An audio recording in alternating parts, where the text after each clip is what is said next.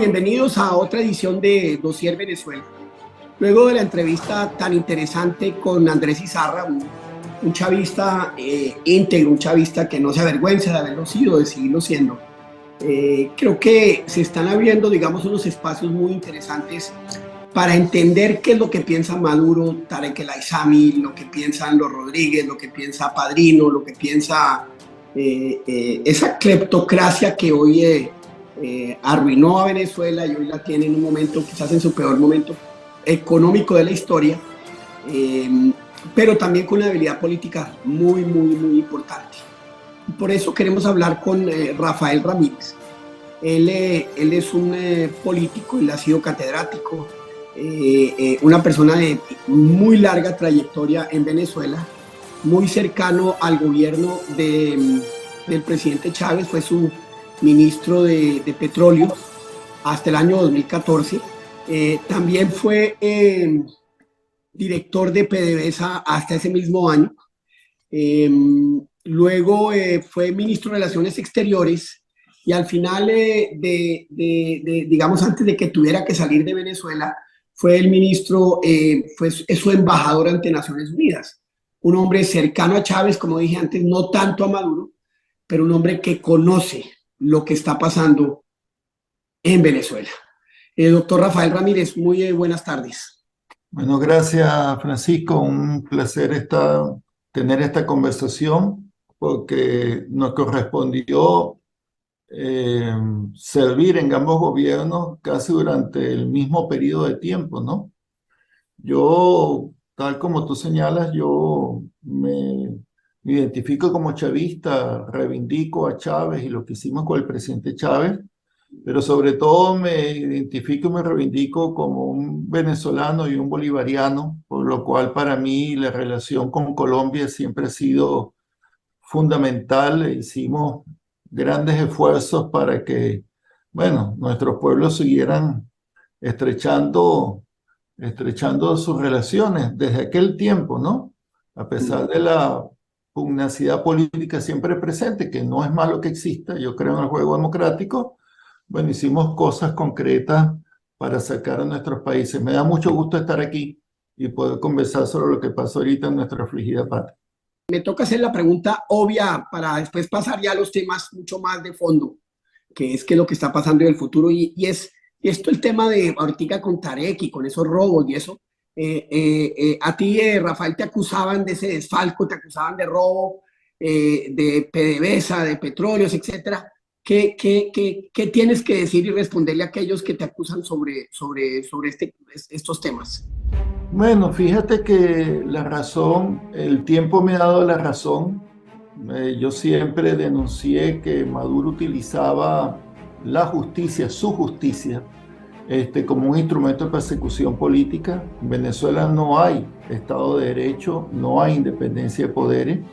Y desde que yo decidí separarme del gobierno, porque estoy en contra de lo que Maduro ha hecho con el país, han utilizado siempre el argumento de la corrupción. Claro, en mi caso no hay ninguna prueba, no hay ningún hecho real, concreto, específico que se pueda demostrar. Ahora, en estos casos, estos escándalos, de los cuales yo he venido denunciando como ministro de Petróleo, y yo sé cómo se maneja la industria petrolera, y he venido denunciando que desde su militarización la empresa se convirtió, bueno, en una fuente de corrupción masiva sobre nuestra industria. En este caso, donde se ha constatado, no por el gobierno, sino por documentos que han podido emerger, que por ejemplo lo ha escrito agencias como la Reuters, la desaparición de 25.000 millones de dólares. Entonces estamos ante una cosa fuera de toda proporción, ¿no? 25.000 millones de dólares es equivalente a la facturación, a los ingresos de Ecopetrol durante todo el año pasado. Bueno, y para terminar, digamos, este caso de las acusaciones, pues una persona cercana a ti que fue arrestada en Estados Unidos, y entonces todo el mundo dice, ve, van detrás de Rafael Ramírez, etcétera. ¿Qué es lo que está pasando en ese caso? No, lo único que salió una nota de la Associated Press donde decía que alguien iba a declarar eventualmente a mi contra, pero yo no tengo ningún caso en los Estados Unidos. Ok, Y no solo es que no hay pruebas, sino es que yo, Francisco, no he cometido ningún hecho, un acto de corrupción. Vivo acá en Italia, exiliado de mi país, me gustaría estar en Venezuela. Bueno, y vivo con la familia de mi esposa, ¿no? Que es italiana. Y luego haber dedicado toda mi vida al sector petrolero y haber estado 12 años como ministro y CEO de la compañía, bueno, vivo de mi profesión, trabajo de eso como consultor. Este, hay una de las cosas que no se puede ocultar en la vida es el dinero, ¿no? Yo estoy aquí, vivo alquilado, no hago una tragedia de eso, pero estoy fuera de mi país. Y bueno, y quiero volver a Venezuela, pues, y tan pronto podamos tener una situación donde restablezca el Estado de Derecho, le saldrá al frente a todas esas falacias y todas esas mentiras que han dicho en mi contra. Pero lamentablemente en Venezuela el tema de la corrupción se ha convertido en un instrumento de persecución política. Y bueno, yo he sido víctima de eso, pero como yo siempre digo, mis perseguidores, mis verdugos, resultaron que son ellos los corruptos, ¿no? Los criminales. ¿cómo fue que saliste de Venezuela? ¿Cuándo saliste de Venezuela? ¿Cómo fue esa persecución y cómo fue ese momento? Y personalmente, ¿qué sientes después de esos 5 años por fuera, etcétera? Para que la gente entienda cómo es que lo persigue a uno una dictadura y cómo le tocó no irse? Mira, yo desde el mismo momento en que murió el presidente Chávez, Nicolás Maduro comenzó a hacer de lado lo que estuvimos con los más cercanos al presidente. Yo estuve 12 años de ministro con Chávez en el sector petrolero, que tú sabes bien que es el sector más importante del país. Y yo inmediatamente había una situación económica, comencé a alertar al gobierno lo que estaba pasando, comencé a reclamar cuál era la actitud del gobierno, la gente de Maduro comenzó a colocar a todos sus familiares, allegados, comenzaron a copar el poder, pues, ¿no? Entonces me enviaron a Cancillería por 3 meses. Yo no me iba a quedar callado. Desde Cancillería seguí trabajando por el país, seguir haciendo cosas. Al 2017, sobre todo, ya no solo en el tema económico, sino la reacción tan violenta y desproporcionada con que Maduro atendió a las protestas en la calle, que si bien eran violentas, no se compara el poder del Estado con un poder civil, 130 muertos. Yo dije que iba a renunciar, renuncié, pero cuando iba a volver a Venezuela, varios mandos militares amigos, que tengo bastantes amigos militares, me llamaron y me dijeron que Maduro había dado la orden de detenerme, que tan pronto volviera al país me iban a detener en estos cuerpos policiales enmascarados que ellos crearon para acusarme de cualquier cosa que se le ocurra, sino que han confiscado mi casa, la casa de mi suegra, que es una ex magistrada del Tribunal Supremo. Tienen detenido a mi hermano Fidel, que es un doctor que no tiene nada que ver con esto. Fidel Ramírez está preso en la Dirección de Contrainteligencia Militar. Y bueno, y me han hecho, sobre todo me han atacado en el tema reputacional y por supuesto me tienen exiliado, ¿no? Han gastado millones de dólares para perseguirme afuera, metiéndome demanda. La más importante fue una orden de extradición a Italia que aquí, por supuesto, fue rechazada. Cuando pude hacer mis alegatos ante Italia, no solamente fue rechazada, sino que me dieron el estatus de perseguido político. Pues entonces, esa es mi situación ahora. Pero todos los días escribo, todos los días hago reuniones con los venezolanos, utilizamos la tecnología. Es decir, estoy activo porque mi principal propósito es volver al país, pues.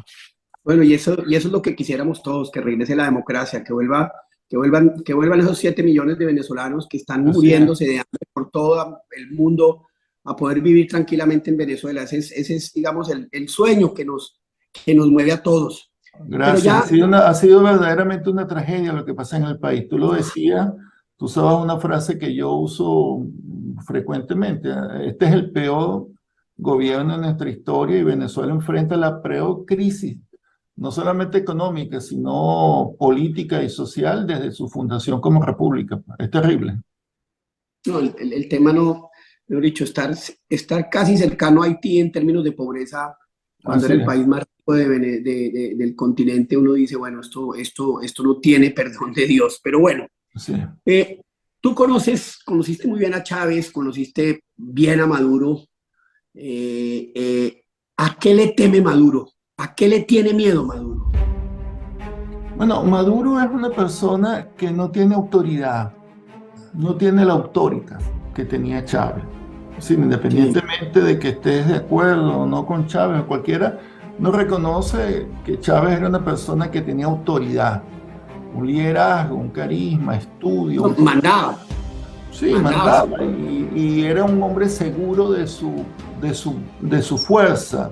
Maduro no, Maduro es una persona muy insegura, por ende una persona muy manipulable y por ello ha estado, bueno, ha estado atendiendo a intereses de un grupo empresarial y político que lo ha rodeado y bueno, lo ha movido a hacer muchas de las cosas que ha hecho, pero sobre todo esa falta de autoridad de Maduro es lo que lo hace muy propenso al autoritarismo y la represión. Es un dictadorzuelo peligroso porque es manipulable, es un hombre inseguro, es un hombre represivo y, oye, nos ha hecho mucho daño como país. Entonces Maduro, por Pero, supuesto, que está aterrorizado de perder el poder, porque él sabe que eso es el poder, la fuerza, la violencia, es lo único que puede preservar su seguridad en el futuro, porque ha cometido muchos crímenes. que pues sabemos quiénes son, que es Padrino, que es Diosdado, que es sobre todo los hermanos Rodríguez, Delcy y Jorge, Silvia eh, Flores también, Tilia. Eh, terrible. ¿Quién manda ahí? Mira, yo creo que ahí el tema en Venezuela es que no hay un mando único. Eso está fracturado, son esferas de poder, segmentos de poder. Maduro y Cilia, por supuesto, Maduro tiene como que la organización de ese clan, ¿no? Pero ahí los Rodríguez tienen sus segmentos de poder, Diosdado tiene lo suyo, donde Padrino es un elemento de eso. Tarek El Aissami tenía otro muy vinculado, o tiene otro muy vinculado a la economía, a temas de inteligencia. Es decir, no hay, como tú decías, en el caso de Chávez, que ahí hay un jefe o un presidente. Aquí no hay instituciones, aquí eso verdaderamente ha sido grupos de poder que se han expandido en el país como si fuera una metástase de un cáncer, que van desde el más alto nivel de la institución más poderosa hasta el último alcalde del país, ¿no? Entonces ellos han controlado todo, han controlado todo y han creado una estructura de poder que es muy compleja, pues, pero a la vez muy frágil. Frágil porque no tienen nada que ofrecer. Todo está segmentado, todo está fracturado, pero por eso es que cogobierna, digamos, un grupo de poder que yo siempre llamo el madurismo, pues esa élite que tú has mencionado. ¿Cuál es el efecto del narcotráfico en todo ese andamiaje segmentado que hoy tiene Venezuela? Sí, eso ha sido un fenómeno que ha surgido con el gobierno de Maduro, que se llama la narcopolítica, pues, ¿no? Porque bueno, el narcotráfico siempre ha sido un problema común a nuestros países, lo sabes bien. Y Venezuela, hasta que estuvo Chávez, bueno, por lo menos la ONU determinaba que no producía droga. Pero es que ahora hay que entender que en Venezuela se han levantado los controles de todo. Venezuela es un territorio donde hacen lo que le da la gana a todo el mundo. Hay grupos irregulares, no sabría decir si de derecha, de izquierda, narcotraficantes, que han tomado el control de importantes extensiones del territorio venezolano, que son usados para hacer actividades económicas ilícitas, como por ejemplo la extracción del oro, coltán y otros metales preciosísimos, minerales muy importantes, estratégicos. Hasta uranio tenemos nosotros. Otro segmento se ha tomado el control de la zona fronteriza y Maduro lo ha usado políticamente, ¿no? Y es lo que trata de usar para controlar al gobierno de Petro, el tema de las negociaciones con el ELN. En fin, en este momento es difícil, yo no tengo información desde fuera del gobierno de la presencia real, pero creo que es evidente. Porque claro, ellos por ejemplo hicieron una ley absolutamente inconstitucional, la ley antibloqueo, donde dice, así llamada, porque han utilizado el tema de las sanciones norteamericanas como la gran excusa para todo. Pero en el marco de esa ley antibloqueo, ellos desaplicaron las leyes de la República. O sea, un ministro o el presidente pueden decir, esta ley la aplico, esta ley no la aplico. Esta ley no me conviene, esta ley es peligrosa. No puede ser. Entonces, todo además se hace en secreto. Ellos han vendido empresas.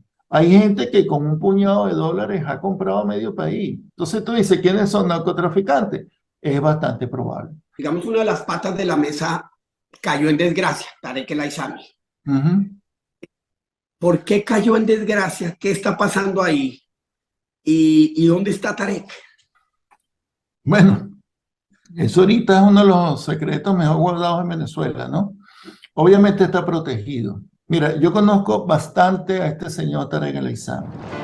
Te puedo decir, tal vez ya muchas otras personas lo han dicho, pero que es una persona muy peligrosa, una persona con mucho apetito de poder, que desde que fue ministro del Interior y Justicia con Chávez, comenzó a acumular poder policial, poder económico, pero estaba ahí retenido.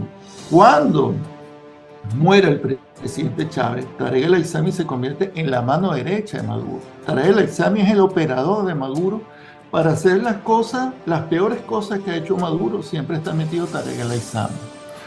Cuando lo convierte en vicepresidente del país, bueno, su poder se convierte en algo exponencial y luego cuando lo concentra en el tema económico, comenzó una transferencia masiva de bienes y recursos del Estado a grupos económicos internacionales e internos muy peligrosos que tienen con Tarek, en torno a Tarek, un esquema de poder. Incluso un tema internacional, eso que dicen de las relaciones de Tarek con Irán, con Siria, eso es cierto, eso es cierto. Y eso estando Tarek en tan altas esferas del poder lo ha convertido en un elemento perturbador. Tarek El Aissami desapareció 25.000 millones, pero no solo Tarek El Aissami, ahí están los operadores de Nicolás Maduro, este señor Alex Saab, ahí están los operadores Edelsi, Jorge Rodríguez, ahí están los operadores, está Eric Malpica, era su sobrino, era el vicepresidente de finanzas de PDVSA. Sí, le entraron a saco roto a eso. Ahora, si todos ellos sabían de esa situación, ¿por qué ahora la descubren? ¿No? Bueno, porque Tarek El Aissami con tanto poder acumulado entró en contradicción con las distintas facciones que hay ahí. De lo que yo conozco, bueno, fueron los hermanos Rodríguez los que tenían tiempo tratando de sacar a Tarek El Aissami de PDVSA, bueno, porque los hermanos Rodríguez querían el control directo, aunque Delcy Rodríguez siempre ha estado ahí. Aunque Delcy Rodríguez es la ministra de Finanzas, que no sé cómo no vio un hueco de 30.000 millones de dólares, bueno, Tarek era el hombre de confianza de Nicolás, pero no es suficiente eso para sacar a Tarek. Yo creo que hay factores externos que han presionado por la salida de Tarek El Aissami. Bueno, yo cuando vi la foto de este señor La Rosa, el representante de Chevron en Venezuela, dándole la mano a Tarek El Aissami, un hombre que tiene una orden de captura por vinculaciones al narcotráfico, y digo, bueno, pero la Chevron se volvió loca. La Chevron está haciendo tremendo negocio en el país porque se está llevando petróleo sin pagar impuestos, regalías, ni cuando Juan Vicente Gómez, que fue nuestro dictador petrolero en Venezuela, tuvimos una situación como esta. Pero bueno, eso es una cosa, y otra es que se estén tomando fotos con un personaje que es impresentable. Tarek El Aissami creo que en algún momento es inmanejable para el intento que está haciendo Maduro de buscar legitimidad. Es como si pusieran a Diosdado Cabello de ministro de Petróleo. O sea, nadie va a hacer negocio con ellos. Creo que ha habido un ajuste de cuentas en ese sentido y lo van a hacer de lado, pero no le va a pasar nada. De hecho, ni lo mencionan. Es interesante ver cómo Jorge Rodríguez, que se la da ahora, él que tiene gente suya, que se llevó petróleo de PDVSA, anda disertando sobre la corrupción, hace sus propias reflexiones, pero no menciona ni una vez a Tarek El Aissami, ni una vez a Asdrúbal Chávez, nada. Es como que si no hubieran existido. Obviamente están protegidos. Hablando, digamos, de todo eso que pasó, quien, y toda la información apunta a que fue Jorge Rodríguez y su hermana los grandes beneficiados con esta purga política. Pero ahí hay otro, digamos, otra rueda un poco débil y que se ha ido debilitando cada vez más. Diosdado. Padrino ya no representa nada distinto a un poder de los rusos. ¿Quién es el próximo en caer? ¿Tú crees que esto termina acá o o se van a dar más purgas de estas más temprano que tarde? Yo creo que alguien haciendo cálculos políticos creía que iba a poder levantar este escándalo y hacer un control de daño. Yo creo que no pueden hacer un control de daño. Es decir, a pesar del férreo control que tienen ellos del país y de la información, siguen y siguen y siguen saliendo cosas y siguen saliendo cosas y siguen saliendo cosas porque el daño fue muy grande y todo el mundo está involucrado. Y lo interesante es que los involucrados de uno tienen que ver con otro grupo. Por ahí se llevaron preso a Álvaro Pulido y entonces la televisión dice que es vinculado a un diputado. No menciona que es el socio de Alex Saab. Pero qué detalle, ¿no? A pesar de que ellos hagan ese control informático, esa manipulación, es evidente, todo el mundo sabe que Álvaro Pulido era el socio de Alex Saab, que es el operador político de Nicolás Maduro y de Silvia Flores. De esta, yendo a tu pregunta concreta, Diosdado Cabello, por cosas, no sé, cada quien después verá cómo explica esto, decidió ser un segundón.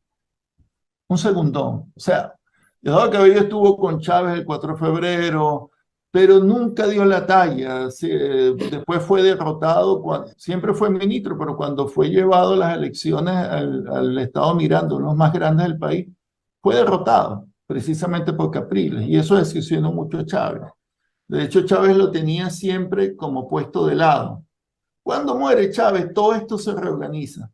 Y entonces, Diosdado, bueno, siempre manejando el tema militar, pero no mencionan que hay otros militares que no son maduristas, como Miguel Rodríguez Torres y otra gente que está en prisión. Diosdado decidió ser el segundón de Nicolás. Bien.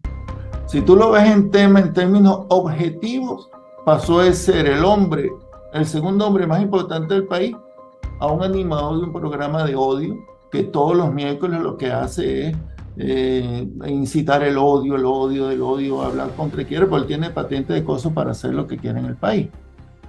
Que él había estado desplazado por esos otros grupos, cierto. Por eso es que un beneficiario directo de este vacío que crea la salida de Tarek El Aissami es Diosdado.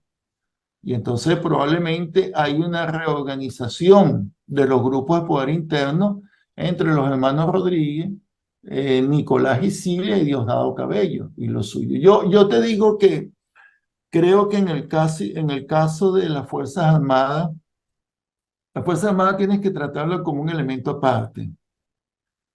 Porque aunque ellos se han convertido en unos seguidores de Maduro, han hecho lo que... La institución es en sí misma una cosa muy importante y hay que tener cuidado con ellos porque ellos van a ser un elemento que va a definir un cambio político en el país. Lo va a definir, las Fuerzas Armadas lo van a definir. Yo creo que en algún momento los mandos medios y bajos van a darle un parado a la situación que hay. Yo no sé si tú viste antes de todo este tema, esta corruptela que explotó, Maduro autorizó a que las Fuerzas Armadas se resolvieran como pudieran los oficiales. Es decir, se convirtieran en emprendedores para poder subsistir. Es una cosa que no tenía precedente. En Colombia eso no pasa. Creo que en ningún país ha pasado. Este chavismo, como el que tú representas, como el de Rodríguez Torres, el de Izarra, siente que debe unirse a esa oposición y sí a otros sectores para hacer un frente común. ¿Es eso posible? ¿Qué hay que hacer para que eso suceda? Eso es posible. Yo por eso digo, nuestra consigna es antimadurista. Porque cuando tú eres antimadurista estás diciendo que aquí hay dos partidos, el de Maduro y el resto del país. Yo sí creo que es posible, y es en lo que yo estoy trabajando y es en lo que yo creo. Yo me he llamado a los sectores de oposición o a los sectores políticos en toda nuestra región. Es que ya los venezolanos en el ojo por ojo estamos todos tuertos. Basta. El único que se ha beneficiado de esto ha sido un tipo como Maduro. Nosotros tenemos que hacer un ejercicio de la política, como siempre digo, con P mayúscula, de las ideas, del sentido histórico en el cual nos encontramos, del objetivo común que es cambiar la conducción del país, salir de Maduro, para luego comenzar la tremenda tarea de reconstruir nuestra patria, porque nuestro pueblo no merece esto. Y ahí, si me permites hacer un comentario, hay un rol muy importante de Colombia, porque Maduro siempre ha utilizado muletillas. Siempre que si Duque tenía una inminente invasión a Venezuela, mentira. Pero bueno, pero entonces tenían a los militares nuestros dando saltos, amenazaban al pueblo colombiano con unos misiles. Ahora está Petro. Bueno, entonces ahora qué va a decir Maduro, que Petro lo va a invadir. Ahora, lo que no puede hacer Petro es dejarse utilizar por Maduro, por muy que Maduro esté en las negociaciones con el ELN, porque justamente Maduro se mantiene ahí para tener a Colombia agarrada. No, yo he dicho y lo he dicho públicamente, pero también le he enviado una carta a Petro, donde por cierto le he pedido a él y al canciller que me ayuden con la libertad de mi hermano. Eso de mi hermano es una injusticia. Es un hombre justo que está preso y que nunca se quiso meter en política, tiene más de 36 años salvando vidas como médico y me lo tienen como un rehén mío. Un rehén por mis posturas políticas. Está en la dirección de contrainteligencia militar. O sea, ¿por qué? En un sitio que llaman la Casa de los Sueños. Pero bien, yo le he dirigido varias cartas y le he enviado varios mensajes al presidente Petro. El presidente Petro tiene la responsabilidad de levantar la voz por los venezolanos y exigir el respeto a los derechos humanos en Venezuela, exigir el respeto a la Constitución, porque si no estaríamos haciendo de tontos útiles. No quiero ser muy cuidadoso con mis palabras porque para nada quiero ofender ni nada, pero Maduro es muy dado a aprovecharse de las buenas voluntades. Ahora se convoca un proceso, no se sabe bien cómo va a ser un proceso político. Bueno, bienvenido, porque yo creo en la política, yo creo en las negociaciones políticas, pero ahí tenemos que estar todos los sectores venezolanos, todos, es decir, los chavistas, el gobierno de Maduro, los chavistas, la oposición, defensores de derechos humanos, trabajadores, un diálogo nacional. Tú lo que estás diciendo es que a ese diálogo de Bogotá van a ser invitados tú, Andrés Izarra, Miguel Rodríguez Torres, Sí, todo no, ese grupo que representa ese elemento tan importante del chavismo que hoy no está representado, que no está ni sí, con Maduro ni con la oposición. por supuesto, pero además los trabajadores tienen una lucha tremenda por el restablecimiento de sus derechos laborales. Ganan muy pocos, han sido víctimas de un paquetazo terrible. Los defensores de los derechos humanos, ¿cómo es posible que ahí se sienten a dialogar y no se exija como una primera medida liberar a todos los presos políticos? Las cárceles están llenas de presos políticos. O sea, eso hay que ponerle fin para poder, como condición para avanzar en un diálogo. Si no, va a seguir siendo utilizado por Maduro. Y eso es lo que, el temor que a mí me da, que entonces le dicen a Petro, no, te voy a resolver el problema con el ELN. Además, te voy a enviar todo el gas que necesites. Yo sé que eso no es posible. Era el presidente Uribe. Yo construimos en el marco de los acuerdos el gasoducto transoceánico y queríamos enviar ese gas, pero ahorita no hay gas en Venezuela. Ahorita en Venezuela no hay gas ni para los venezolanos. Pero Maduro hace anuncios, bueno, para amarrar. Es como el que está pescando, ¿no? Para ver si amarra a Petro, si convence al embajador, si convence. No, Petro debe estar con los pies sobre la tierra y saber a qué se está enfrentando. Él conoce bien a Maduro, saber a qué se está enfrentando, bueno, y hablar por los venezolanos, si no, no tiene sentido. Si no lo van a utilizar, no tiene sentido. Yo estoy dispuesto a estar ahí. A mí me encantaría poder ayudar en un proceso de negociación política que esté conducido por el presidente Petro o coordinado. Tú dices claramente y me parece que es importante, ay, ya estamos todos tuertos, no sigamos pegándonos un tiro en el ojo ni hablando de quiénes están capturados por Maduro, quiénes reciben plata, porque finalmente eso acaba siendo un señalamiento y unas acusaciones que no conducen a nada. Pero, Pero sí quiero... pero, pero, pero, Ok. así como te digo, cuando yo te digo del ojo por ojo y todo este tema, es esa actitud, derrotar esa actitud de intolerancia que hay algunos sectores políticos. Y tú lo ves en el Twitter. El Twitter es algo que enferma. Claro, es una realidad, es una cosa que te permite transmitir inmediatamente un mensaje, pero hay gente que se pega ahí ¿sabes? Se esconden dentro del anonimato ese que hablaba Freud y entonces surge lo mejor, ¿no? Lo peor, el fascismo, la cosa, eso, bueno, no se puede hacer, eso es así. Pero este proceso político pasa por identificar que el gobierno de Maduro ha creado operadores de la oposición a su medida y los ha pagado, eso es verdad, no hay que evadir ese tema, los ha pagado, los ha convertido en operadores, los ha inventado, les han dicho de todo en Venezuela, creo que le dicen, a uno le dicen los alacranes, a otro le dicen el G4, gente que era la oposición, y Maduro ha creado una oposición fantoche, porque Maduro tomó la táctica de intervenir los partidos políticos utilizando el Tribunal Supremo, que es de él. Entonces le quitó el partido a Acción Democrática. Digamos, Acción Democrática es uno de los partidos más antiguos del país. Se lo quitó y se lo dio a alguien que trabaja con él. Le quitó el partido a los socialcristianos, también de los más antiguos. Le quiere quitar el partido a los comunistas. Es el colmo, ¿no? Porque quiere poner a otros que a él le guste, ¿no? Al PPT, a los Tupamaros, a Primero Justicia. O sea, ¿qué es lo que quiere Maduro? Él quiere una oposición que sea de él. Hay gente de la oposición que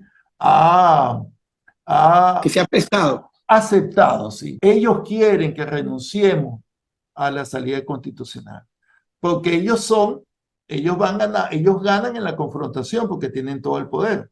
Por eso es que yo digo, a pesar de los pesares, y así tengamos aunque sea una sola tarjeta electoral, todos debemos irnos por esa tarjeta electoral para derrotar a Maduro. Porque Maduro, Francisco, no le gana una elección a nadie. Maduro es el presidente que más rechazo tiene en el país. Entonces, el tiempo va contra Maduro y por eso él dice, no, juguemos ahorita. Ya, y con las reglas mías. Entonces, pero aún así, yo dudo que Maduro gane una elección. Yo sí hago un llamado a todos los sectores de la oposición, de cualquier espectro político, a que nos unamos, chicos, para resolver este tema. Nosotros nunca hemos tenido un problema así. Esto hay que detenerlo. ¿No? Bueno, y una pregunta final, Rafael. Siempre ha habido una disputa sobre cuándo murió Chávez y tú eras muy cercano y conocías y eh, muchos dicen que murió en diciembre del 2012, eso apenas lo anunciaron en mayo del 2013. ¿Qué sabes tú sobre esos cinco meses? No, yo estaba ahí, Francisco. Me voy a decir con toda responsabilidad que yo estaba ahí con el presidente, porque desde que Chávez se agravó su enfermedad, sobre todo después de las elecciones, yo le decía a Chávez que no fuera a las elecciones del 2012, como amigo.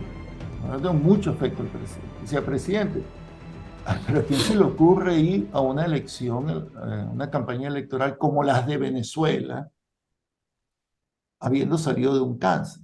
Cuando el presidente Chávez habla en diciembre y dice que apoyen a Nicolás Maduro, es en el escenario, él no sabía que iba a morir. Y entonces cuando él se refiere, apoyen a Maduro. Pero él no dijo, yo me voy a morir, mi sucesor es Maduro y Maduro va a hacer lo que le da la gana. Bueno, porque eso no es un reinado, eso no lo hubiéramos hecho así. Chávez no hubiera hecho eso así. Pero ya después Chávez no pudo hablar y no pudo cambiar las cosas. Y Maduro se aprovechó de estas palabras de él. Tal vez fue incorrecto hacerlo, fue un error, porque dejó atornillado a un tipo que nos ha hecho la vida cuadrito a todos los venezolanos. Es una expresión, hecho la vida cuadrito, ¿sabes? En pedacitos, sí. ¿No? Pero Chávez murió efectivamente en Caracas. En Caracas, en el mes de marzo. ¿Tú dijiste mayo? No, marzo, el 5 de... Sí, perdón. Yo estaba ahí con él. Y yo estaba ahí con él en la reunión, tuvimos una reunión el jueves antes que muriera. Estaba vivo, estaba muy mal, pero él nunca creyó que iba a morir. Él andaba dando indicaciones, todo, y pensaba que se iba a recuperar y yo nunca pensé que se fuera a morir tampoco. En el gobierno, entre ellos Maduro, manejaba la información real de qué estaba pasando con Chávez. Y eso es un tema que debe ser objeto de una profunda investigación, un debate. Nosotros no sabíamos qué tan mal estaba Chávez tampoco, pero murió en Caracas, murió en el hospital militar. Cuando él estuvo muy mal, pidió ir a Venezuela. Él no quería morir en La Habana. Cuando él se sintió que, no sé, me imagino que la gente sabe, cuando todo está muy mal, pidió ir a Venezuela y lo trajimos a Venezuela y lo recibimos en el hospital militar. Ahí estaba Rodríguez Torres, digamos que es una persona con la que se puede hablar, ¿no? Bueno, Rafael, ojalá se dé esa unidad de todos los sectores. Ojalá sean unas elecciones en las que la gente pueda ir a votar y cuenten los votos relativamente bien. Ahí uno sabe que ahí se puede esperar un fraude, a pesar de que la genio en eso acaba de fallecer también, la rectora del CNE. Y esperemos que Venezuela pueda volver a recorrer ese sendero democrático. Vamos a tener esa relación que con todos los problemas, pero también con todos los beneficios logró tener Colombia con Venezuela, con el presidente Uribe y el presidente Chávez entre el 2002 y el 2010. Estoy de acuerdo que esa fue una relación que fue tremendamente positiva para ambos países y que pues con todas las dificultades, desafortunadamente hoy lo que tenemos es el peor de los escenarios, con una situación que se ve muy, muy difícil de resolver. Muchas gracias y suerte en esa batalla. Gracias, Francisco, y gracias por la oportunidad. Saludos a todo el pueblo de Colombia.